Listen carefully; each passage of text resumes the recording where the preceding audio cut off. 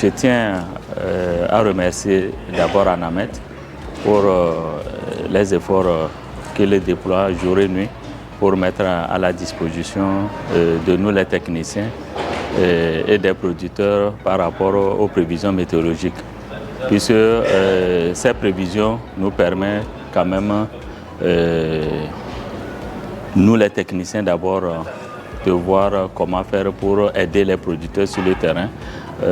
Premièrement, à travers le choix des cultures qu'il faut mettre en place, et le choix aussi de la variété et puis en tenant compte des cycles, puisque quand nous avons les informations météorologiques, s'il y a des poches de sécheresse, donc on verra par rapport à ça quelles sont les variétés qu'il faut prendre pour ne pas avoir les impacts négatifs. Et puis ça nous permet nous aussi de programmer nos activités sur le terrain. Puisque si la météo nous dit qu'il y aura la pluie, donc en tant que technicien, je ne peux pas sortir, même si je sors, je vais trouver qui sur le terrain. Et maintenant, par rapport au niveau du producteur, quand nous recevons ces bulletins, nous les sensibilisons et nous les amenons maintenant à réajuster leur calendrier culturel.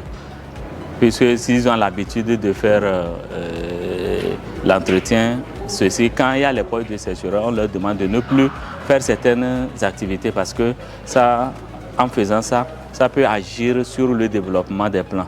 Donc à leur niveau aussi, ils doivent prendre des dispositions ou bien des précautions pour que quand nous avons les informations qu'il y aura des poches de sécheresse, s'ils sont informés, donc il y aura certains entretiens culturels qu'ils ne doivent pas le faire. S'il doit sarcler, il ne doit pas le faire. S'il doit mettre l'engrais aussi, il ne doit pas le faire. S'il doit utiliser les insecticides pour pulvériser, si on sait que dans 2 heures de temps ou bien dans 3 heures de temps, il y aura la pluie, il ne doit pas le faire. Parce que s'il fait, la pluie viendra lessiver le produit qu'il a mis. Donc je crois que vraiment c'est nécessaire qu'on ait ces informations météorologiques pour que nous puissions commencer par vulgariser ça auprès des producteurs, parce que par rapport au changement climatique, si on veut rester dans ce que nous avons l'habitude de faire, on serait surpris par